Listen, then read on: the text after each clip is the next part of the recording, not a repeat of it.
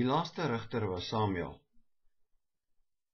En die groot betekenis van Samuel is dat hy die oorgangsfiguur is van die rigters af na die konings toe, omdat hy eintlik al in beginsel volwaardig as koning ook geregeer het. Samuel se pa was Elkana, en Elkana het 2 vrouens gehad, Hanna en Penina. Hulle het in Rama gewoon.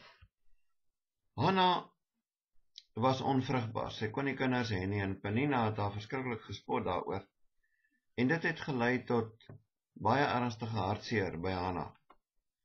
Elkana was 'n baie godvreesende man. Hy het elke jaar opgetrek Silo toe vir sy offers, en by een so 'n geleentheid kon Hanna hierdie gespottery van Penina nie meer hou nie, en sy het in die tempel beland, en sy het geweldig vurig gebid, dat die Here asseblief vir haar 'n seun moet gee. Eli was, as gevolg van sy seun se optrede, op daardie stadium glad nie meer gewoond, dat daar altyd ernstige goed by die tempel aan die gang was nie. Hy was maar al gewoond half aan losbandigheid en uitspattigheid, en hy het gemeen, hierdie vrou was alweer een van die wat dronk in die tempel was. En toe het hy haar bestraf. Hy het vir haar gesê, jy kan nie dronk in die tempel inkom nie. En toe het sy vrymoedigheid geneem en sy het haar verantwoord. En sy het vir hom vertel wat haar werklike probleem is en dat sy inderwaarheid besig is om baie roerend ernstig vir die Here te vra om haar 'n seun te gee. En hy het toe waarskynlik saam met haar gebid, want hy het baie bemoedigend met haar gepraat. Samuel is toe gebore. En want God het haar gebed verhoor. En sy het 'n seun gekry. Samuel beteken van God afgebid. En die oomblik toe Samuel groot genoeg was dat hy sy moederlike sorg kon mis, toe sy ma hom na die tabernakel toe gebring.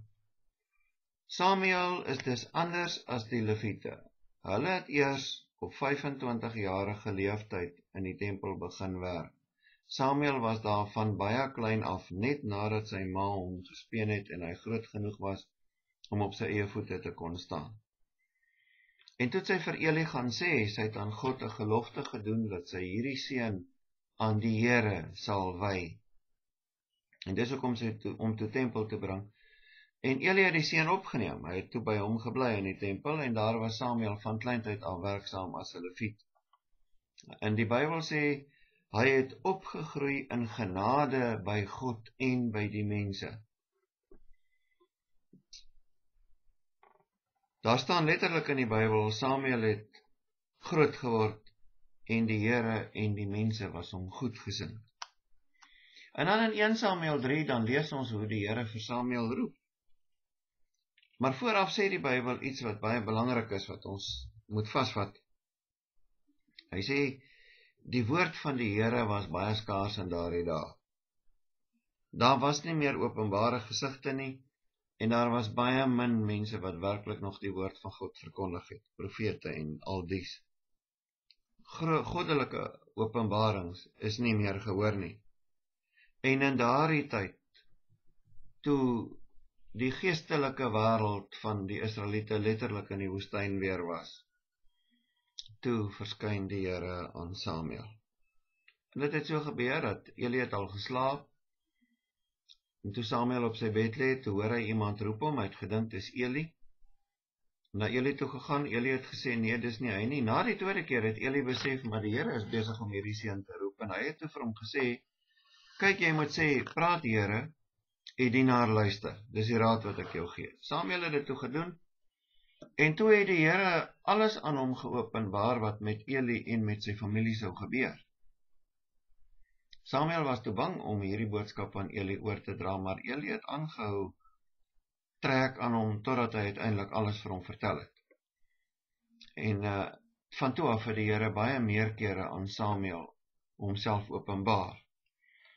En toe het dit so gebeur, dat al die goed wat Samuel geprofeteer het, en wat hy voorsê het, het alles waar geword. En dan vertel die Bybel, dat Israel erken het, dat Samuel 'n profeet van die Here was. Hier het met ander woorde by die tempel nou heeltemal 'n verandering gekom. Waar die volk in Eli se tyd hulle vertroue verloor het in God en in die aanbidding en in die offers, is dit nou in Samuel se tyd herstel. Maar Samuel het nie net as priester opgetree nie, hy het ook as leier opgetree, as rigter. En nou weet ons dat in Eli se tyd was Israel in 'n baie treurige toestand. Die ark was mos nou deur die Filistyne afgeneem met daardie oorlog. Dit is nogal 'n mooi stuk geskiedenis hoe die Here homself aan die Filistyne openbaar en hoe hulle erken dat hy God is.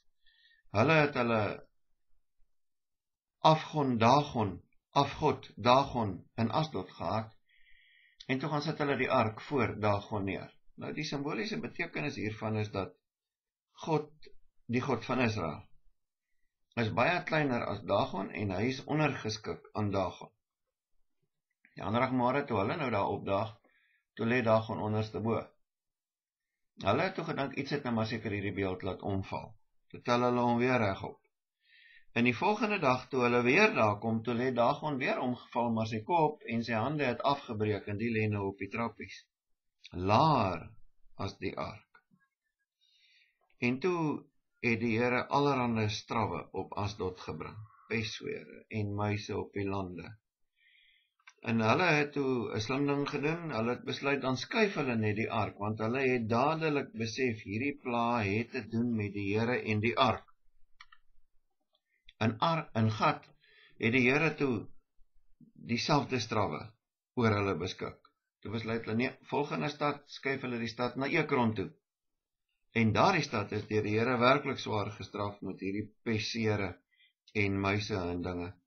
En toe die Filistyne besluit, dis nou genoeg.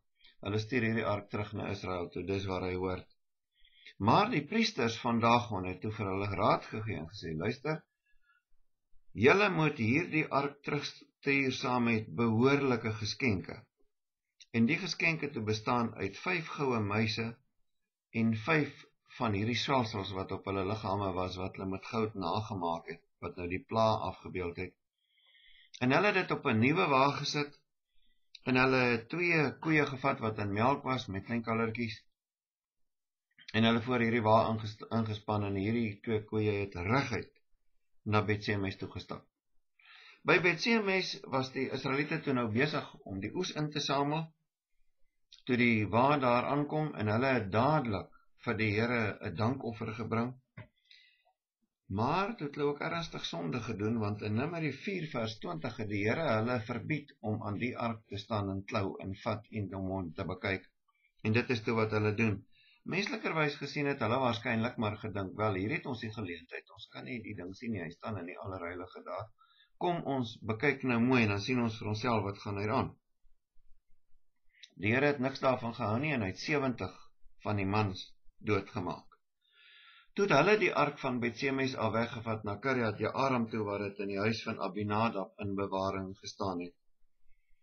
En sy seun Eleazar het daar die priesterskap oor die ark uitgeoefen, totdat Dawid dit later daar kon verwyder het. Samuel het toe as leier onmiddellik met sy hervormingswerk begin na die dood van Eli. Hy het Israeliete beveel om alle vreemde gode uit te roei. Hulle moes die Here alleen dien, en die volk het nogal werklik vir Samuel geluister. Hulle het afstand gedoen van al die Baals, al die Astartes, en toe dien hulle die Here. En toe wou die Here hulle ook verlos van die Filistyne. Samuel het toe 'n baie groot volksvergadering belê by Mispa, en toe die Filistyne nou hoor dat hierdie volksvergadering daar belê is, toe trek hulle op vir oorlog. Op die dag, toe besluit hulle met die Israeliete op hulle plek gaan sit. Samuel het toe voorbidding gedoen vir die Israeliete by die Here, en die Here het toe hierdie Filistyne verskriklik bang gemaak. Hy het 'n groot donderweer laat opbreek, en toe het die Filistyne so bang geword dat die Israeliete hulle toe baie maklik verslaan het. En toe as gedenkteken vir hierdie oorwinning, het Samuel 'n klip tussen Mispa en Sen opgerig. En dit was op die plek waar die Filistyne in Hofni en Pinehas se tyd die Israeliete verslaan het en die ark afgeneem het. En daar het hy by hierdie gedenkteken die naam opgerig, Ewen Ha-eser. Tot hiertoe het die Here ons gehelp. En so het Samuel nou as 'n rigter opgetree, as 'n leier. Hy het ook in Rama gewoon, en toe het die Here met eens meer profete laat optree, En 1 Samuel 19 vers 20 sê, Samuel was toe die hoof van die profete. En daarmee het ons aan die einde gekom van die leiertydperk, die rigters. Die name van die rigters net, om die rigtertydperk mee af te sluit, hulle was Otniel, Eed, Samgar, Debora, Barak, Gideon, Tola, Jaar, Jefta, Ebsan, Elon, Abdon, Samson, Eli en Samuel.